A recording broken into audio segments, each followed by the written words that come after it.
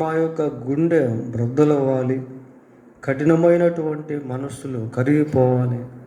కరుణామయుని ఆ శిలువ ధ్యానాల్లో ప్రభువా, నేటి దినాల్లో మేము ఇంకా ఎక్కడైతే మా హృదయాన్ని కఠినపరుచుకుంటూ ఉన్నామో, దయతో మమ్మను కనికరించి దర్శించి మమ్మను మెత్తనపరచమని ప్రార్థిస్తూ ఉన్నాం.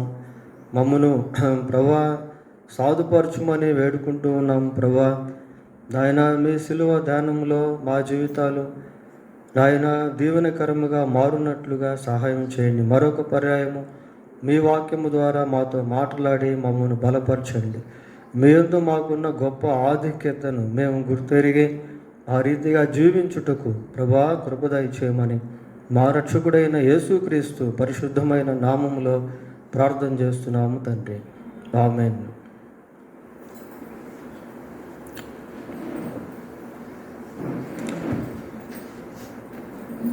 ఈరోజు ప్రపంచవ్యాప్తంగా అనేక భాగాల్లో యేసు ప్రభు యొక్క శిలువను గురించి ధ్యానాలు ఇంకనూ కొనసాగించబడుతూ ఉన్నాయి. ప్రభు యొక్క శిలువను జ్ఞాపకం చేసుకున్నప్పుడు మానవుని యొక్క జీవితంలో తప్పకుండా మార్పు అనేటువంటిది కలుగుతుంది. యేసుక్రీస్తు శిలువ వేయబడ్డాడు అన్న సత్యము చాలా వరకు అందరికీ తెలుసు. కానీ యేసుక్రీస్తు యొక్క శిలువకు ఎవరు కారకులు అన్న సత్యము చాలా వరకు తెలియదు ప్రియులారా. క్రీస్తు శిలువకు కారకులు ఎవరు అన్న సందేశాన్ని ఈరోజు మనం ధ్యానం చేయబోతూ ఉన్నాం. Who are the reason of Jesus crucifixion? యేసు ప్రభు యొక్క శిలువకు కారకులు ఎవరు అనే ప్రశ్న మనం వేసుకున్నట్లయితే చూడండి, బైబిల్ గ్రంథంలో మత్తయి రాసిన సువార్త 27వ అధ్యాయము, మత్తయి సువార్త 27వ అధ్యాయము 22, 23 వచనాలు చదువుకుందాం. అందుకు పిలాతు, అలాగైతే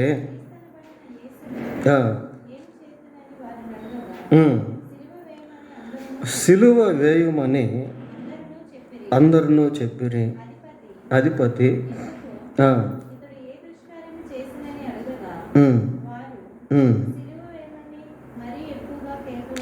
సిలువ వేయమని మరి ఎక్కువగా కేకలు వేసిరి. ప్రియులారా, యేసుక్రీస్తు ప్రభు పిలాతు ఎదుట నిలువబడి ఉన్న సమయంలో చాలామంది జనసమూహము అక్కడ చేరి ఉన్నారు. వారందరూ ఏమంటున్నారు అంటే, ప్రభువుని గురించి మాట్లాడుతూ సిలువ వేయండి, సిలువ వేయండి అని చెప్తా ఉన్నారు. ప్రియులారా, ఇంకొక సువార్తలో వారి కేకలే గెలిచెను అన్న మాట కనబడుతుంది. ఆనాటి జనసమూహము ప్రభువును చూచి సిలువ వేయమని ఏకకంఠంతో పలికారు. మరి ఈ సిలువ వేయమని అరిచినటువంటి వారిలో ఎంతమంది ఆయన యొక్క అద్భుతాలను చూశారో మనకు తెలియదు ప్రియులారా. ఎంతమంది ఆయన వాక్యాన్ని విన్నారో తెలియదు. ఒకవేళ వారిలో ఎవరైనా మరి స్వస్థత నొందిన వారు కూడా ఉన్నారేమో తెలియదు. ఏది ఏమైనప్పటికీ అక్కడ ఉన్నటువంటి జన సమూహము యేసు ప్రభువుని గురించి మాట్లాడుతూ ఆయన్ని సిలువ వేయమని గట్టిగా కేకలు వేశారు. వారి కేకలే గెలిచాయి. కాబట్టి దీన్ని బట్టి మనం ఆలోచన చేసినప్పుడు యేసుక్రీస్తు సిలువకు ఇక్కడ ఉన్నటువంటి సమూహము కారకులు అని కనబడతాం. Who are the reason of Jesus crucifixion? యేసు ప్రభు యొక్క సిలువకు కారకులు ఎవరు అన్న ప్రశ్నకి ఇక్కడ ఉన్నటువంటి జన సమూహమే అన్నట్టుగా చూస్తూ ఉన్నాము ప్రియులారా. జన సమూహం అంతగా కేకలు వేసేదానికి ఇంకో కారణం కూడా ఉంది. ఏంటి ఆ కారణం అంటే చూడండి, అదే అధ్యాయము 20వ వచనం చదువుదాం. ప్రధాన యాజకులను పెద్దలను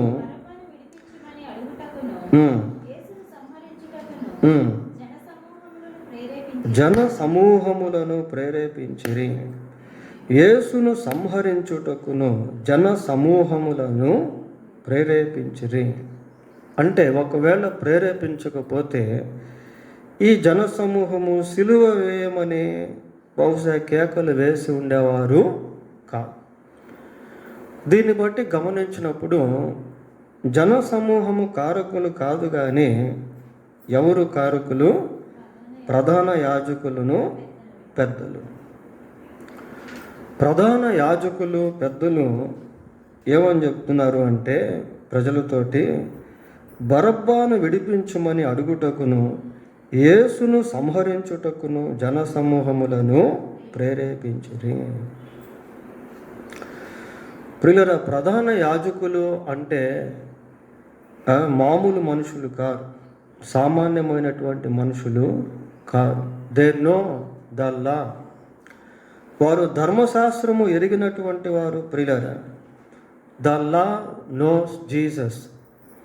ధర్మశాస్త్రము యేసుక్రీస్తును ఎరిగి ఉంది.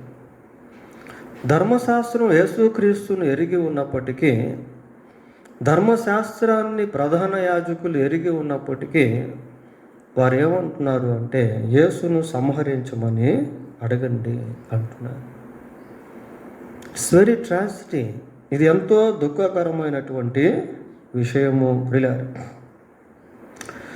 Even though they know the law of God, వారు దేవుని యొక్క ధర్మశాస్త్రాన్ని ఎరిగి ఉన్నప్పటికీ ఆ ధర్మశాస్త్రంలో ఉన్నటువంటి యేసుక్రీస్తు ప్రభువుని గుర్తెరగకపోవుట అనేది విచారం.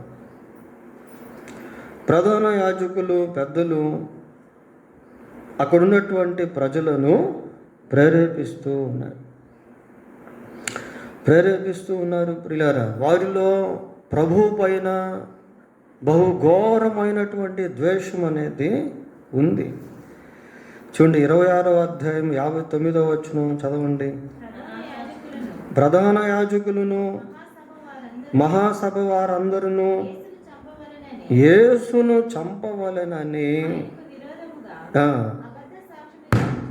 చాలు. ప్రధాన యాజకులను మహాసభ వారందరూ యేసును చంపవలనని, అంత నేరం ఆయన ఏం చేశాడు?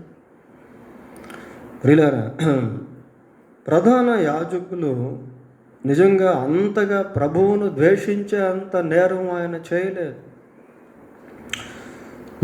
అసలు ప్రధాన యాజకులకు నిజమైన ప్రధాన యాజకుడు ఎవరో అనేది అర్థం కావాలి. ఈ రోజుల్లో కూడా ఎంతోమంది మత ద్వేషులు అనేవాళ్ళు ఉన్నారు. ప్రియులారా, యేసుక్రీస్తు యాజకత్వమును గురించి ఆలోచన చేసినప్పుడు ఆయనకు సాటి అయిన యాజకుడు ఎవ్వరు కూడా లేరు. హెబ్రీ పత్రిక 7వ అధ్యాయము, హెబ్రీలకు రాసిన పత్రిక 7వ అధ్యాయము 26వ వచనాన్ని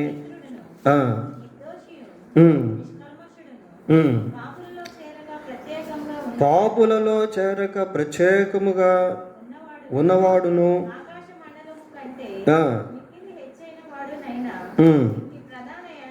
ఇట్టి ప్రధాన యాజకుడు మనకు సరిపోయిన వాడు. యేసు ప్రభువుని గురించి చెప్పబడినటువంటి మాటలు. ప్రియులారా, ఆయన ఎలాంటి వాడు అంటే పవిత్రుడును, నిర్దోషియు, నిష్కల్మషుడును, పాపులలో చేరక ప్రత్యేకముగా ఉన్నవాడును, ఆకాశ మండలము కంటే మిక్కిలి హెచ్చైన వాడునైనా ఇట్టి ప్రధాన యాజకుడు మనకు సరిపోయిన. ఈయన ప్రధాన యాజకత్వము చాలా శ్రేష్టమైనటువంటిది, పవిత్రమైనటువంటిది. ప్రియులారా, అటువంటి ప్రధాన యాజకుణ్ణి ప్రధాన యాజకులు చంపాలనే ప్రయత్నము చేస్తూ ఉన్నారు. కనుక ఈ వచనాలను బట్టి మనం గమనించినప్పుడు యేసుక్రీస్తు ప్రభువు యొక్క సిలువ వేయబట్టకు కారకులు ఎవరు? ప్రధాన యాజకులు. ప్రియులారా, పెద్దలు వీరంతా కనిపిస్తూ ఉన్నారు. ప్రధాన యాజకులు, మహాసభ వారు, పెద్దలు వీరందరూ కూడా యేసుక్రీస్తు ప్రభువు యొక్క సిలువకు కారకులుగా ఉన్నారు. యేసు ప్రభు యొక్క సిలువకు కారకులుగా ఉన్నారు. ఇంకా మనం దీని గురించి ఆలోచన చేసినప్పుడు మరి ఈ ప్రధాన యాజకులకు అట్టి ప్రేరేపణ ఇచ్చినటువంటి వారు కూడా ఉన్నారు ప్రియులారా. ప్రధాన యాజకులు అంతగా స్పందించేదానికి కారణం ఏంటి అంటే దాని వెనక మరికొద్ది మంది ఉన్నారు. చూడండి, అపోస్తుల కార్యములు 2వ అధ్యాయము, అపోస్తుల కార్యములు 2వ అధ్యాయము 23వ వచనాన్ని చదువు. దేవుడు నిశ్చయించిన సంకల్పమును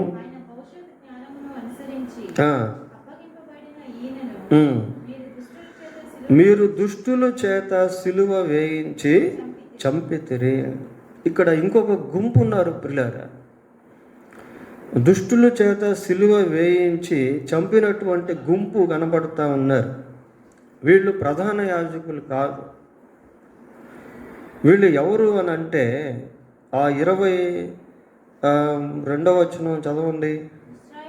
ఇశ్రాయేలు వారులారా అంటున్నాడు. ఇశ్రాయేలు వారులారా, ద పీపుల్ ఆఫ్ ఇశ్రాయేల్, ఇశ్రాయేలు వారులారా అనే పేతురు మాట్లాడుతూ ఉన్నాడు.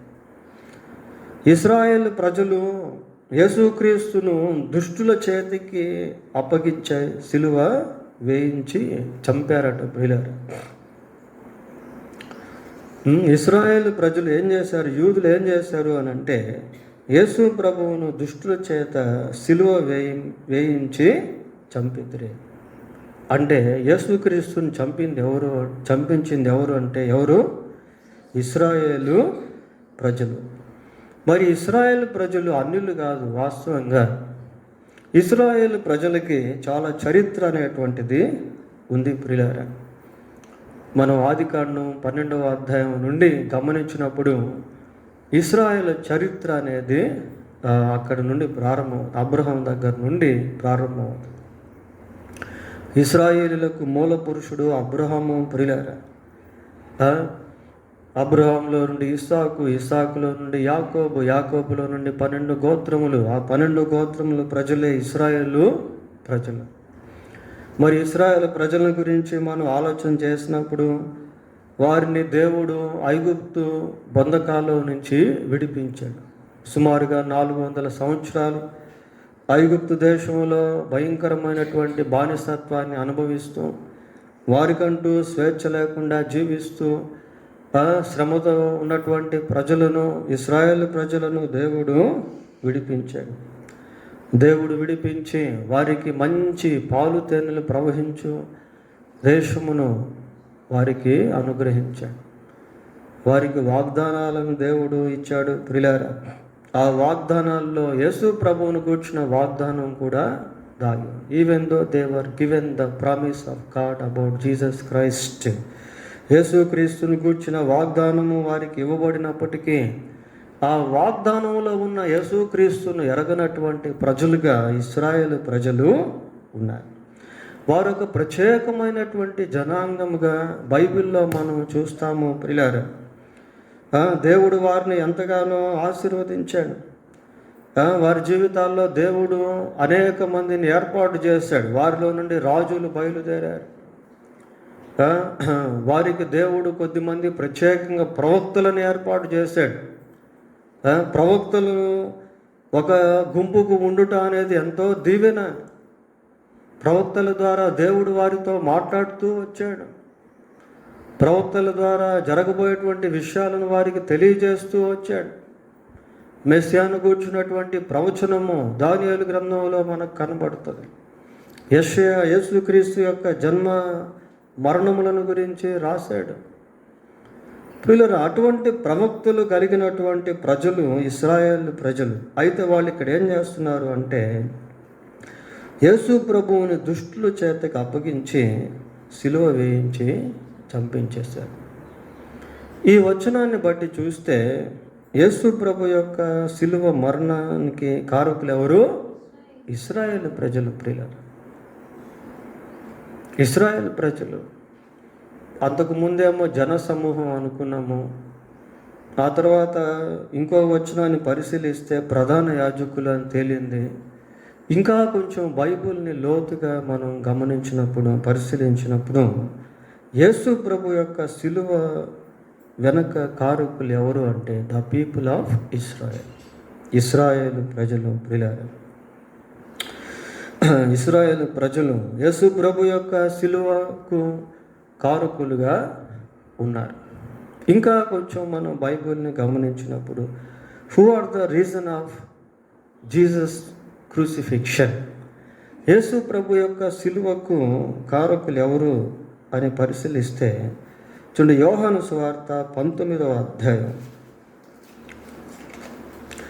యోహాను సువార్త 19వ అధ్యాయము 10వ వచనాన్ని చదువుకుందాం. కనుక పిలాతు నిన్ను విడుదల చేయుటకు నాకు అధికారము కలదనియు, నిన్ను సిలువ వేయుటకు నాకు అధికారము కలదనియు నీవు ఎరుగవా. ఈ వచనాన్ని మనం గమనించినప్పుడు ప్రియులారా, యేసు ప్రభువుకు విడుదల చేయుటకు సిలువ వేయుటకు అధికారం ఎవరికి ఉంది? పిలాతుకుంది. ప్రియులారా, విడిపించేదానికి నాకు అధికారం ఉంది, నిన్ను సిలువ వేయుటకు కూడా నాకు అధికారము ఉంది అని పిలాతు ఇక్కడ మాట్లాడుతూ ఉన్నాడు. పిలాతు ఎవరు అంటే he was a Roman king, రోమా ప్రభుత్వ అధికారి. ప్రియులారా, హీ హ్యాస్ సచ్ అథారిటీ, అటువంటి అధికారము పిలాతుకు ఉంది. అందుకే ఇక్కడ దాని గురించి మాట్లాడుతూ ఉన్నాడు. నిన్ను విడిపించేదానికి నాకు అధికారం ఉంది, నిన్ను సిలువ వేసేదానికి కూడా నాకు అధికారము ఉంది. మరి అధికారం కలిగి ఉన్నటువంటి వ్యక్తి చివరికి యేసుక్రీస్తు ప్రభువును సిలువకు అప్పగించేశాడు. ప్రియులారా, చూడండి, మత్తయి సువార్త 27వ అధ్యాయము, మత్తయి సువార్త 27వ అధ్యాయము 26వ వచనాన్ని చదువుదాం. అప్పుడు అతడు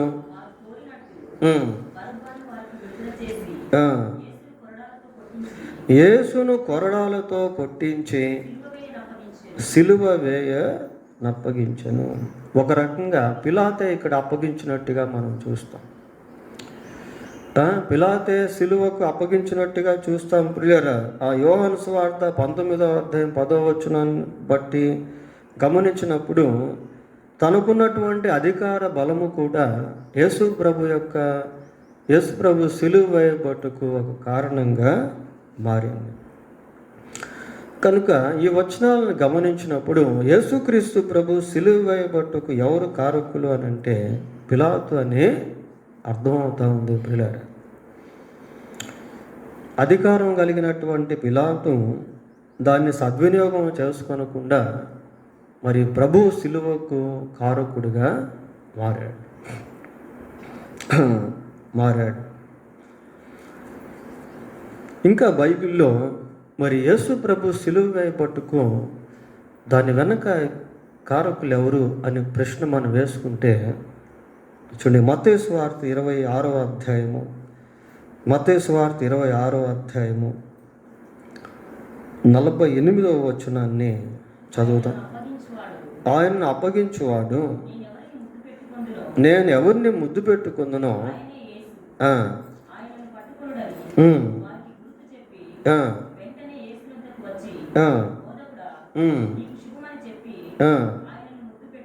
చాలు. ఎవరి వ్యక్తి? యూదా ఇస్కరియోతు. ప్రియులారా, ఎవరి వ్యక్తి అంటే యేసు ప్రభు శిష్యుల్లో ఒక శిష్యుడు. చూడండి, క్రీస్తు ప్రభు యొక్క శిష్యుల్లో ఒక శిష్యుడిగా ఉండుట అనేది చాలా గొప్ప విషయం. It is the greatest privilege to be A disciple of Jesus Christ in those days. ఆ దినాల్లో మరి యేసుక్రీస్తు శిష్యుల్లో ఒక శిష్యుడిగా ఉండుట, పిలువబడుట అనేది యూదా ఇస్కరియోతుకి చాలా గొప్ప ఆధిక్యత. ప్రియులారా, చాలా గొప్ప భాగ్యం అదే. మరి యూదాను గురించి మనం ఆలోచన చేసినప్పుడు he was loved by Christ, క్రీస్తు ప్రభువు ద్వారా ప్రేమించబడ్డాడు. క్రీస్తు ప్రభు యొక్క అద్భుతాలను యూదా ప్రత్యక్షంగా చూశాడు. ప్రభు యొక్క మాటలు యూదా ప్రత్యక్షంగా విన్నాడు. ప్రియులారా, అటువంటి ఇస్కరియోతు యూదా ధనాపేక్ష కలిగినటువంటి వాడై చివరికి తను ప్రేమించినటువంటి ప్రభువునే అమ్మకానికి పెట్టాడు. తను ప్రేమించినటువంటి ప్రభువునే శత్రువులకు 30 వెండి నాణెములకు అమ్మివేశాడు. ప్రియులారా, ఇక్కడ మనం ఏమని చదువుతున్నాము? మత్తయి సువార్త 26వ అధ్యాయం 48వ వచనంలో ఏమని చూస్తున్నాం? ఆయనను అప్పగించువాడు అని చూస్తాం. ఇంకొక దగ్గర యూదాను గురించి మాట్లాడుతూ అపోస్తలుల 1వ అధ్యాయంలో ద్రోహి అనే పదం వాడారు. ప్రియులారా, he was called as a traitor.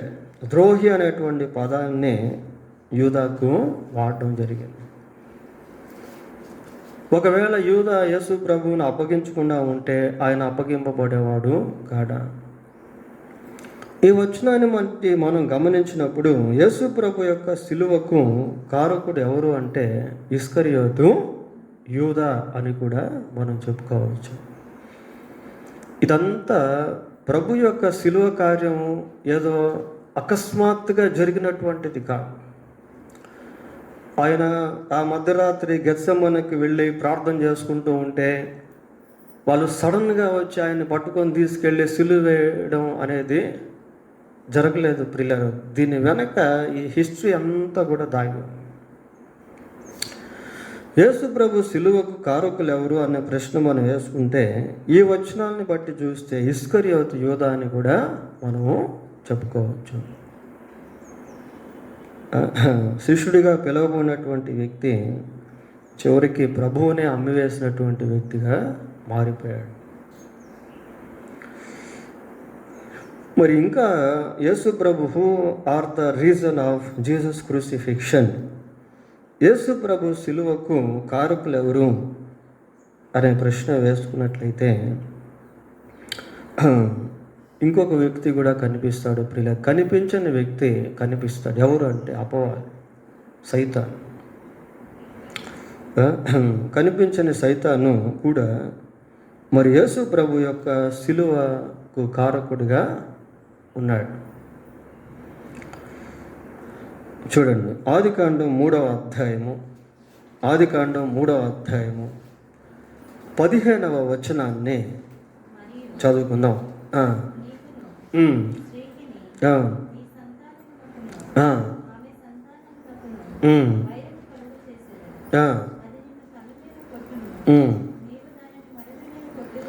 నీవు దానిని అంటే అక్కడ ఫుట్ నోట్స్లో ఆయన అన్నట్టుగా మనం కనబడుతుంది.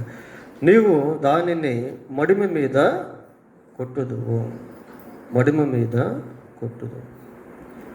అది అన్న దగ్గర ఆయన అని పెట్టాడు. దాన్ని అన్న దగ్గర కూడా అదే వర్తిస్తుంది. నీవు ఆయనను మడిమ మీద కొట్టుదువు. ఇక్కడ సందర్భం ఏంటి అంటే ఇది కూడా యేసు ప్రభు యొక్క సిలువకు సంబంధించిన సందర్భం. ప్రియులారా, కనుక యేసు ప్రభు సిలువ వేయబడుటలో సైతాను యొక్క పాత్ర అనేది కూడా ఉంది. యేసు ప్రభు సిలువ వేయబడుటలో సైతాను యొక్క పాత్ర అనేది ఉంది. అతడు నిన్ను మడిమ మీద కొట్టును. యేసు ప్రభు కాళ్ళు చేతులకు మేకులు కొట్టబడ్డాయి. కాబట్టి యేసు ప్రభు సిలువ వెనుక సైతాను ఒక కారకుడిగా ఉన్నాడు. హెబ్రీ పత్రిక 2వ అధ్యాయము, హెబ్రీలకు రాసిన పత్రిక 2వ అధ్యాయము 14వ వచనాన్ని చదువుకున్నాం. కాబట్టి ఆ పిల్లలు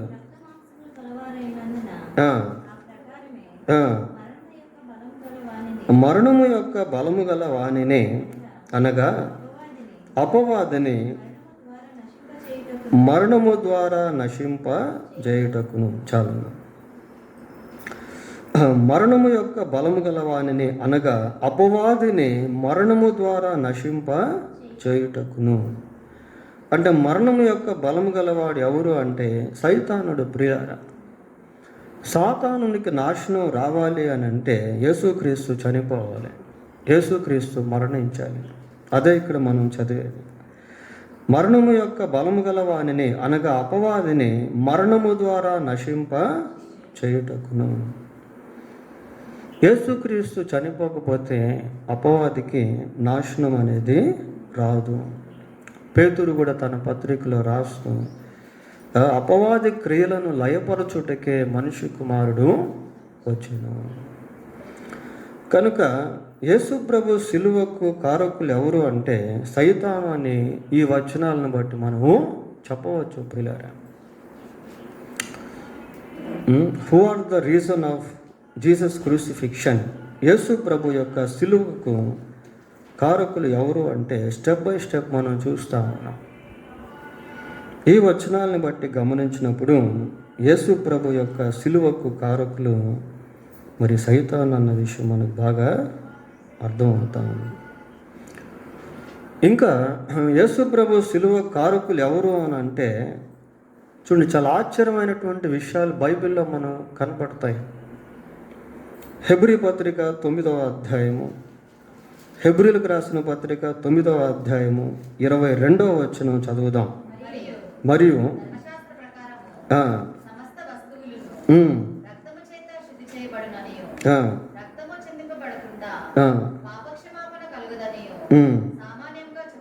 చాలు. ఇక్కడ ధర్మశాస్త్రమును గురించి చదువుతున్నాం ప్రియులారా. ధర్మశాస్త్రంలో ఈ మాట రాయబడింది. ఏ మాట అంటే రక్తం చిందింపకుండా పాపమునకు క్షమాపణ కలుగదు. కాబట్టి యేసు ప్రభు మరణం మామూలు మరణం కాదు ప్రియులారా. యేసు ప్రభు యొక్క మరణాన్ని మనం గమనించినప్పుడు అడుగడుగున రక్తపు డాగులే. గెత్సెమనీలో ఆయన ప్రార్థన చేస్తున్నప్పుడు ఆయన చెమట రక్తపు బిందువు వలె మారినట్టు అక్కడ లూకా రాశాడు, వైద్యుడు లూకా. ప్రేతోర్యం అనే ప్రాంతానికి తీసుకుని వెళ్ళి సైనికులు ఆయన్ని భయంకరంగా చిత్రహింసలు చేశారు. కొరడాలతో కొట్టినప్పుడు శరీరం అంతా కూడా రక్తసిక్తం అయిపోయింది. తలకు ముళ్ళ కిరీటం పెడితే ఆ తలలో నుంచి రక్తము కార్చబడింది. కాళ్ళు చేతులకు మేకులు కొడితే కాళ్ళు చేతుల్లో నుంచి కూడా ఏమొచ్చింది? రక్తం వచ్చింది. చివరికి చనిపోయిన తర్వాత కూడా బల్లెంతో పొడిస్తే రక్తము నీరు రెండు కూడా కాదు. So the law is reason behind the crucifixion of Jesus. యేసుక్రీస్తు సిలువ వెనుక ధర్మశాస్త్రము ఒక కారణముగా ఉంది ప్రియులారా. ఇదే హెబ్రీ పత్రిక 9:16 కూడా చూడండి. 16 మరణ శాసనం ఎక్కడ ఉండునో అక్కడ మరణ శాసనము వ్రాసిన వాని మరణము అవశ్యము. మరణ శాసనం రాసిన వ్యక్తి మరణించకపోతే ఆ మరణ శాసనం అనేది నెరవేరదు ప్రియులారా. కాబట్టి ఇక్కడ దేవుని ధర్మశాస్త్రం గురించి చూస్తా ఉన్నాం. చాలా ఆశ్చర్యం అనిపిస్తుంది. యేసు ప్రభు యొక్క సిలువ మరణం వెనక ఇటువంటి కారణాలు ఉన్నాయా, ఇన్ని కారణాలు ఉన్నాయా అని అనిపిస్తుంది ప్రియులారా. ఇదేదో సడన్ సర్ప్రైజ్గా జరిగినటువంటిది కాదు. ధర్మశాస్త్రం ప్రకారం రక్తం చిందింపకుండా మానవ పాపానికి క్షమాపణ కలగదు. ప్రభువు రక్తం చిందించేదానికి ధర్మశాస్త్రంలో అనేకమైనటువంటి బలులు మనకు కనబడతాయి. బలులు కనబడతాయి ప్రియులారా. చూడండి, హెబ్రీలకు రాసిన పత్రిక 10వ అధ్యాయము 4వ వచనం చదువుదాం. ఎడ్ల యొక్కయు మేకల యొక్కయు రక్తము పాపములను తీసివేయుట అసాధ్యం. It is impossible to take away the sin from human beings, the blood of gods. పిల్లరా, యానిమల్స్, ఎడ్ల యొక్కయు మేకల యొక్కయు రక్తము పాపములను తీసివేయుట అసాధ్యం. అవి షాడోస్ ఆ రోజుల్లో. ప్రియులారా, అవి నీడ వంటివే, కానీ నిజ స్థితి యేసుక్రీస్తు ప్రభువులో, ఆయన రక్తంలో దాగి. దీన్ని బట్టి మనం గమనించినప్పుడు యేసు ప్రభు యొక్క సిలువకు కారకులు ఎవరు అని అంటే, ఇప్పుడు మనం చదువుకున్న వచనాలను బట్టి ఎవరు? ధర్మశాస్త్రము. ప్రియ ధర్మశాస్త్రంలో రక్తం చిందింపకుండా క్షమాపణ లేదు కనుక ఆయన రక్తం చిందించి చనిపోవాలి. కాబట్టి ఆయన మరణము వెనుక కారణం ఏంటి అంటే ధర్మశాస్త్రం అని ఇక్కడ చూస్తాము. స్క్రిప్చర్స్, ప్రియుల లేఖనాలు. ఇంకా మనం యేసు ప్రభు యొక్క సిలువ వెనుక కారణాలు మనం ఆలోచన చేసినప్పుడు సిలువకు ఎవరు కారణం అని అంటే చూడండి, ఇదే హెబ్రీ పత్రిక 9వ అధ్యాయము 14వ వచనం చదువుదాం.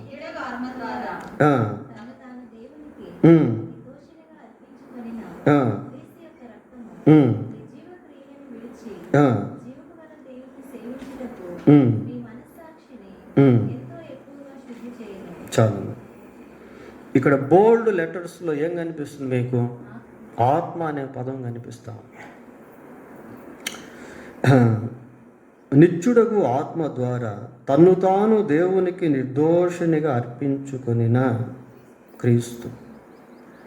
యేసుక్రీస్తు తను తాను నిర్దోషిగా ఎవరి ద్వారా అర్పించుకున్నాడట? నిత్యుడగు ఆత్మ ద్వారా. The role of the holy spirit. పరిశుద్ధాత్మ పాత్ర యేసు ప్రభు యొక్క సిలువ వెనక ఉంది. ప్రియులారా, కొన్ని బల ఆశ్చర్యంగా కనిపిస్తాయి బైబిల్లో. మత్తయి సువార్త 4:1 చదవండి ఒకసారి. 4వ అధ్యాయం 1వ వచనం. అప్పుడు యేసు అపవాది చేత శోధింపబడుటకు ఆత్మ వలన అరణ్యమునకు కొనిపోబడెను. అసలు ఎట్టుంది మాట చదువుతా ఉంటే? సైతాను చేత యేసుక్రీస్తు ప్రభు శోధించబడేదానికి ఆయన ఎవరు తీసుకెళ్లారు? ఆత్మ తీసుకెళ్ళాడట. పిల్లలు, చాలా ఆశ్చర్యం అనిపిస్తుంది ఇట్లాంటి వచనాలు మనం చూసినప్పుడు. అంటే దేవుని ఆత్మ సైతాను చేత యేసు ప్రభు శోధించబడేదానికి కొనిపోయాడా? అది వాస్తవం. అది ఇక్కడ యేసు ప్రభు సిలువ వెనక పరిశుద్ధాత్మ హస్తము కూడా, పాత్ర కూడా దాగి ఉన్నట్టు మనము చూస్తాం. పిల్లలు, who are the reason of Jesus crucifixion? యేసుక్రీస్తు సిలువ వెనక ఎవరు కారకులు అంటే పరిశుద్ధాత్మ దేవుడు కూడా మనకు కనిపిస్తాం. సరే, ఇంకా కొంచెం బైబిల్ని మనం లోతుగా పరిశీలించినప్పుడు యేసు ప్రభు సిలువ వెనుక కారకులు ఎవరు, సిలువ కారకులు ఎవరు అన్న ప్రశ్న వేసుకుంటే ఇంకా ఒక ఆశ్చర్యమైనటువంటి విషయం మనం చూస్తాం. పిల్లలు చూడండి, కొలస్సీ పత్రిక 1వ అధ్యాయము 20వ వచనాన్ని చదువుకుందాం. సిలువ రక్తము చేత సంధి చేసి ఆయన ద్వారా సమస్తమును, అవి భూలోకమందున్నవైనయు వాటన్నిటినీ ఆయన ద్వారా తనతో సమాధాన పరుచుకొనవలెననియు తండ్రి అభీష్టమాయను. చాలు, ఇక్కడ తండ్రి అయిన దేవుడు కనిపిస్తూ ఉన్నాడు. ప్రియులారా, ఇందాక పరిశుద్ధాత్మను గురించి మనం చూసాం, ఇక్కడ తండ్రి అయిన దేవుని గురించి చూస్తాము. తండ్రి అయిన దేవుని గురించి మనం ఇక్కడ చదువుతా ఉన్నాం. సిలువ రక్తము చేత సంధి చేసి. చూడండి, దేవుని యొక్క ఆదిమ ప్రణాళిక అది. దేవుని యొక్క ప్రణాళిక ప్రియులారా, సిలువ రక్తము చేత సంధి చేసి ఆయన ద్వారా సమస్తమును, అవి భూలోకమందున్నవి అయినను పరలోకమందున్నవైనను వాటి అన్నిటినీ ఆయన ద్వారా తనతో సమాధాన పరుచుకొనవలననియు తండ్రి అభీష్టమాయను. So the role of the God the Father తండ్రి అయిన దేవుని యొక్క పాత్ర యేసు ప్రభు శిలువ మరణము వెనుక దాగి ఉంది ప్రియులారా. ప్రభు యొక్క శిలువ మరణానికి కారకులు ఎవరు అన్న ప్రశ్న వేసుకుంటే ఇవన్నీ మనం తవ్వినప్పుడు బయటికి వస్తూ ఉన్నాయి. తండ్రి అభీష్టమాయను కొన్ని వచనాలను బైబిల్లో మనం గమనించినప్పుడు తండ్రి అయిన దేవుడు యేసుక్రీస్తు ప్రభువును శిలువకు అప్పగించాడు. పాపమెరగని ఆయనను మన కోసము పాపముగా చేశాడు. చాలా ఆశ్చర్యం ప్రియులారా. యేసు ప్రభు శిలువకు కారకులు ఎవరు అని అంటే తండ్రి అయిన దేవుడు అని ఇక్కడ ఈ వచనాలను బట్టి మనము చెప్పవచ్చు. చూడండి, యెషయా గ్రంథం 53వ అధ్యాయము. ఇక్కడ కూడా ఒక రిలేటెడ్ వర్డ్, దీనికి సంబంధించిన వాక్య భాగాన్ని మనం చూడవచ్చు. యెషయా గ్రంథం 53వ అధ్యాయము. యెషయా గ్రంథం 53వ అధ్యాయంలో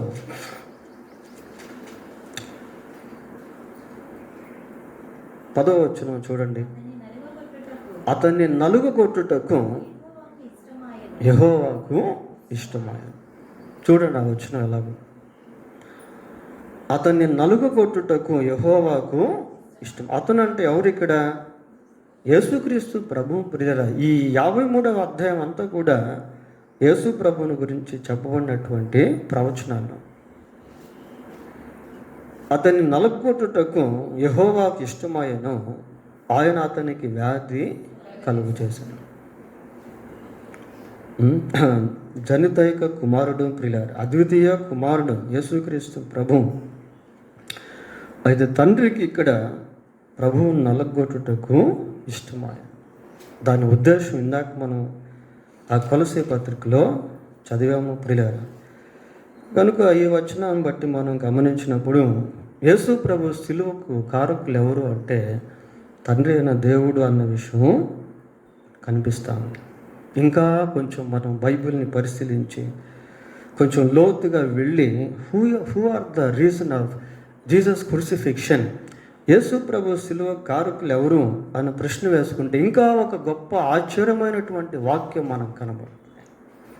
చూడండి, యోహాను సువార్త 10వ అధ్యాయము.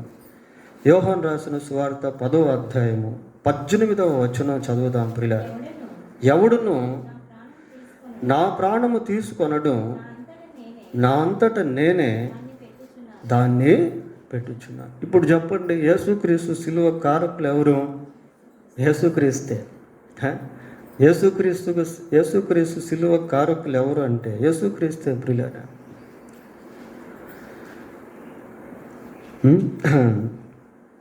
ఏమని చెప్తున్నాడు? ఎవడును నా ప్రాణము తీసుకొనడు, నా అంతట నేనే దాన్ని పెట్టుచున్నాను. No one can take away my life. I lay my life as my own. నా అంతట నేనే నా ప్రాణాన్ని పెడతా ఉన్నాను. No one can kill Jesus. యేసుని ఎవరు చంపలేరు ప్రియులారా. మరణం లేనటువంటి దేవుడు తనకు తానే మరణించాడు. యేసుక్రీస్తు శిలువ కారకులు ఎవరు అంటే యేసుక్రీస్తే అన్న విషయం ఇక్కడ మనకు కనబడతాం. కొన్ని సందర్భాలు బైబిల్ అక్కడక్కడ మనం చూస్తాం. అంతకుముందు కూడా కొన్ని వచనాలు మనం జ్ఞాపకం చేసుకున్నాం. గెత్సెమనే తోటలో బంట్రౌతులు పట్టుకునే దానికి వచ్చినప్పుడు వాళ్ళు కన్ఫ్యూజ్ అవుతున్నారు ఎవరు యేసు ప్రభు అని. అప్పుడు ప్రభు వెళ్ళి, అయ్యా మీరు ఎవరిని వెతుకుతున్నారు అంటే మేము యేసుని వెతుకుతున్నాం అంటే ఆయన నేనే, వీరిని పోనీ. తను తాను సంపూర్తిగా ఆయన అప్పగించుకున్నాడు ప్రియులారా. కాబట్టి ఈ వచనాలన్నింటినీ మనం పరిశీలించుకుంటూ ప్రారంభం నుండి వచ్చినప్పుడు యేసు ప్రభు శిలువ వెనక అనేక మంది పాత్ర కనబడతాం. సిలువ వేయము అని జనసమూహాలు ప్రభు యొక్క సిలువను గురించి మాట్లాడినప్పుడు వారి కేకలే గెలిచాయి. కాబట్టి యేసుక్రీస్తు సిలువకు ఆ జనసమూహమే కారకులని మొదటిగా మనం చూసాం ప్రియులారా. అయితే ఆ జనసమూహాన్ని ప్రేరేపించిన వాళ్ళు ప్రధాన యాజకులు, పెద్దలు కనుక యేసు ప్రభు శిలువకు జనసమూహం కాదు కానీ ప్రధాన యాజకులే కారణము అని చూసాము. ఆ ప్రధాన యాజకుల వెనక యూదుల ఫోర్స్ అనేది ఉంది. ఆ యూదులే యేసుక్రీస్తు ప్రభువును దుష్టుల చేతికి అప్పగించి సిలువ వేయించి చంపారు అని అపోస్తుల కార్యం 2వ అధ్యాయంలో పేతురు తెలియజేశాడు. మరి ఇశ్రాయేల్ ప్రజలకు అధికారం ఉన్నప్పటికీ వారు ప్రభువును సిలువ వేయలేదు, కానీ సిలువ వేసేటువంటి ప్రక్రియ పిలాతు ద్వారా జరిగింది కనుక ప్రభు యొక్క సిలువ వెనుక పిలాతు యొక్క హస్తం ఉందని మనం చూడగలిగాం ప్రియులారా. ఇంకా బైబిల్ని గమనించినప్పుడు మరి యేసుక్రీస్తును అప్పగించింది ఎవరో కాదు, ఇస్కరియోతు యూదా. సో యేసుక్రీస్తు యొక్క సిలువకు ఇస్కరియోతు యూదా కారకుడు అని మనం చూడగలిగాం. ఇంకా కొంచెం బైబిల్లోకి మనం లోతుగా తవ్వుకుంటూ వెళ్తున్నప్పుడు అపవాది కనిపించాడు. అపవాదికి నాశనం రావాలంటే యేసు ప్రభు మరణించక తప్పదు. కాబట్టి యేసు ప్రభు శిలువ మరణానికి అపవాది కారకుడు అనే హెబ్రీ పత్రికలో మనం చూడగలిగాం. దానికి సంబంధించిన ప్రవచనాన్ని ఆదికాండం 3:15లో చూసాం ప్రియులారా. ఆ తరువాత యేసు ప్రభు శిలువ కారణం ధర్మశాస్త్రము అని మనం చదువుకున్నాం. రక్తం చిందింపకుండా పాప క్షమాపణ కలుగదు కనుక అది దేవుని యొక్క ధర్మశాస్త్రం నెరవేరాలి అంటే తప్పకుండా యేసు ప్రభు శిలువ వేయబడాలి. So the reason of Jesus crucifixion is the law. యేసు ప్రభు శిలువ మరణానికి ధర్మశాస్త్రం కారణం అని చూసాం ప్రియులారా. మరి ప్రభు తాను శిలువకు అప్పగించుకునేదానికి సహాయపడింది ఎవరు అంటే పరిశుద్ధాత్మ అని హెబ్రీ పత్రిక 9వ అధ్యాయంలో మనకి కనబడింది. అయితే వీటన్నిటి వెనుక మరి దేవుని యొక్క ప్రణాళిక ఉంది కనుక యేసు ప్రభు శిలువ కారకుడు తండ్రి అయిన దేవుడు అని మనం చూసాం ప్రియులారా. మరి ఇవన్నీ గమనించినప్పుడు చివరిగా వస్తే యేసుక్రీస్తే తనకు శిలువ వేయబట్టుకు ఆయనే కారకుడని చూసాం. మరి యేసు ప్రభు శిలువ వెనుక ఇంత గొప్ప చరిత్ర అనేది దాగి ఉంది. Who are the reason of Jesus crucifixion? యేసుక్రీస్తు శిలువకు కారకులు ఎవరు అన్న ఈ ప్రశ్నలో చివరిగా ఒక జవాబు ఉంది ప్రియులారా. ఆ జవాబే చివరిదే. ఎవరు అనంటే చూడండి, యోహాను రాసిన మొదటి పత్రిక 2వ అధ్యాయం 2వ వచనం. ఆయనే మన పాపములకు శాంతికరమై ఉన్నాడు. మన పాపములకు మాత్రమే కాదు, సర్వలోకమునకు శాంతికరమై ఉన్నాడు. ఆ శాంతికరమై ఉన్నాడు అన్న దగ్గర 4 అంకె వేసి ఫుట్ నోట్స్ లేవని రాశారు. ప్రాయశ్చిత్తమై ఉన్నాడు. ప్రాయశ్చిత్తం అంటే సిలువ బలియాగము ప్రియులారా. సర్వలోకమునకు యేసుక్రీస్తు ప్రాయశ్చిత్త బలిగా ఉన్నాడు. దీన్ని బట్టి మనకు ఏమర్థం అవుతుంది? యేసు ప్రభు శిలువకు కారకులు ఎవరు? సర్వలోకము ప్రియులారా. ఎన్ని వచనాలను మనం పట్టి వడగట్టితే వచ్చేటువంటి జవాబు సర్వలోకము. అందుకే యోహాను మాట్లాడుతూ అన్నాడు, లోక పాపమును మోసుకొని పోవు దేవుని గొర్రెపిల్ల అన్నాడు. Through out the human beings, on humanity, సమస్త మానవాళి యేసుక్రీస్తు శిలువకు కారకులు ప్రియులారా.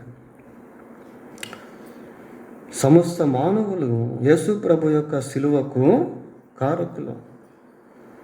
మరి మనుషులందరి కొరకు యేసు ప్రభు తన ప్రాణం పెట్టాడు అని అంటే మనుషులను ఆయన అంతగా ప్రేమించాడు.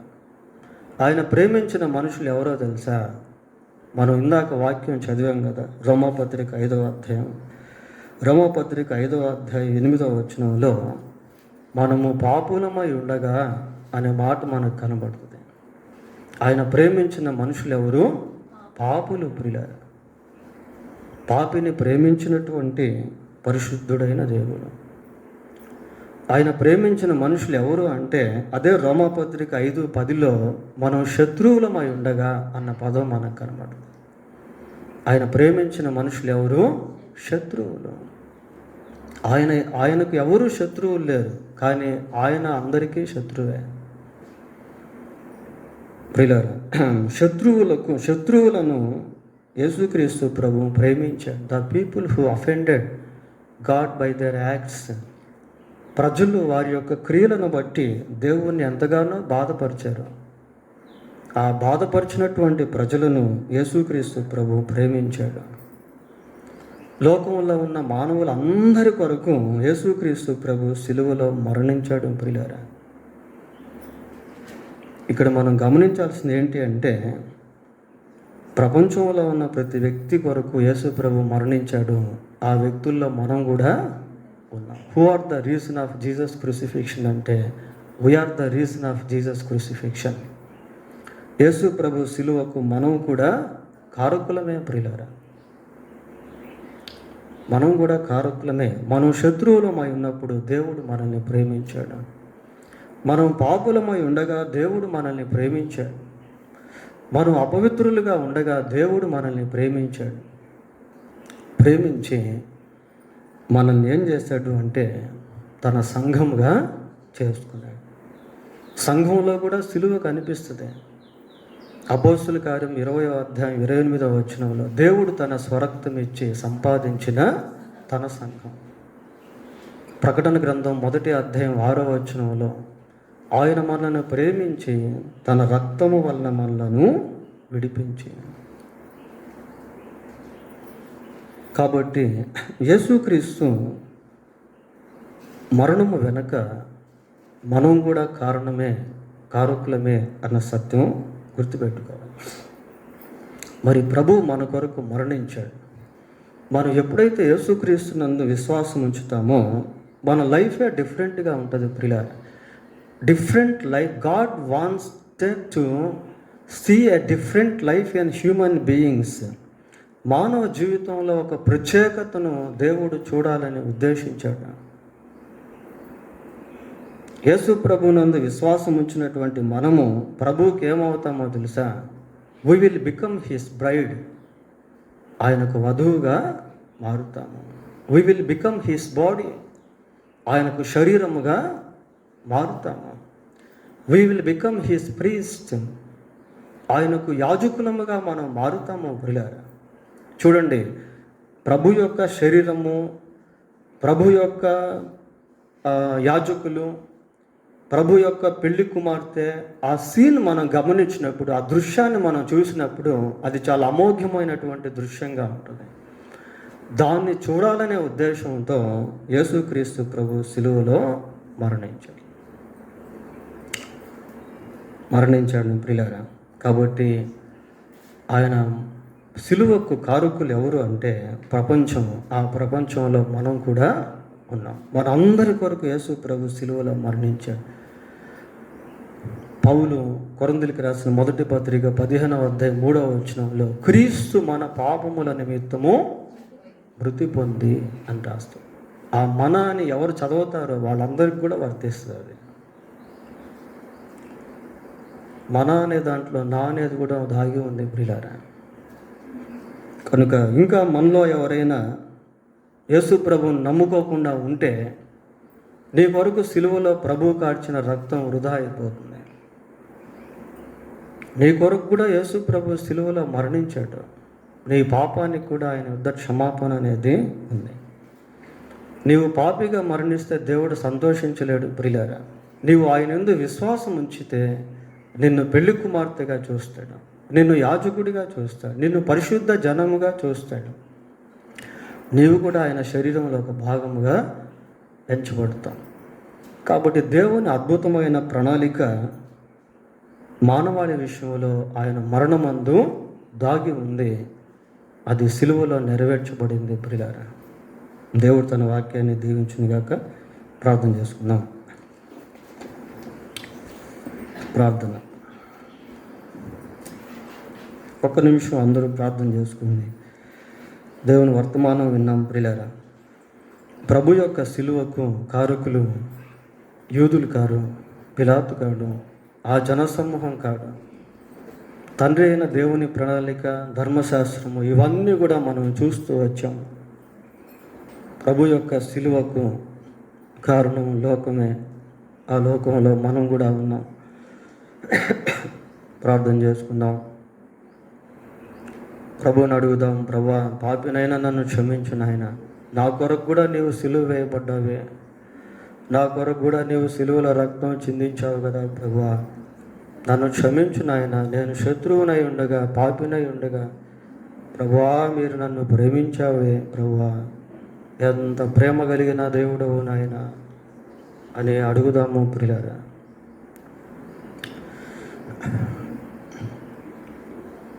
పరిశుద్ధుడైన మా తండ్రి, మీ పాదములకు వందనాలు, స్తోత్రాలు చెల్లిస్తూ ఉన్నాం. మీ సిలువకు కారకుల్లో మేము కూడా ఉన్నాము ప్రభువా. నాయనా, మమ్మల్ని దయతో క్షమించండి. ఆ కర్కశమైనటువంటి, కఠినమైనటువంటి ప్రభువా నాయనా, భరించలేనటువంటి, మోయలేనటువంటి ఆ గొప్ప మ్రానును మీరు మోసారు ప్రభువా. మా పాపములను మ్రాను మీద మీరు మోసారు అని మీ వాక్యం సెలవిస్తాం.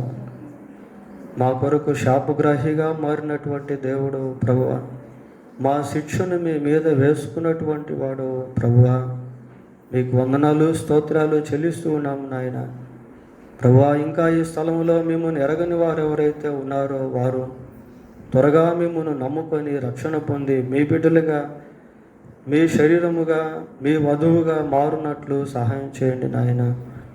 సమయం ఉండగానే దాన్ని చక్కగా సద్వినియోగం చేసుకొని ప్రభువా, సత్యాన్ని గుర్తించి గ్రహించి స్వతంత్రులగునట్లుగా సహాయం చేయండి. సర్వలోకమునకు నీవు ప్రాయశ్చిత్త బలిగా ఉన్నావు నాయన. లోకమంతా కూడా మిమ్మల్ని తెలుసుకొనున్నట్లుగా చేయండి. మీ సిలువకు లోకమంతా కారణమే. మీరు లోక పాపమును మోసుకొని పోవు దేవుని గొర్రెపిల్లవు నాయన. లోక పాపాన్ని మోసావు, లోకం మేము ఎరుగునట్లుగా సహాయం చేయమని, ఇంకా మా బంధువుల్లో, స్నేహితుల్లో, తెలిసిన వారిలో, కుటుంబాల్లో, మాలో ఎవరైతే మారు మనసు పొందలేదో ప్రభువా, అందరూ కూడా మారు మనసు పొందినట్లు మీ పరిశుద్ధాత్మ కార్యం దయతో జరిగించమని వేడుకుంటూ మా రక్షకుడైన యేసుక్రీస్తు పరిశుద్ధమైన నామములో ప్రార్థన చేస్తున్నాము తండ్రి, ఆమేన్. వీళ్ళందరూ లేచి నిలబడి ఒక పాట పాడుతూ ఉండగా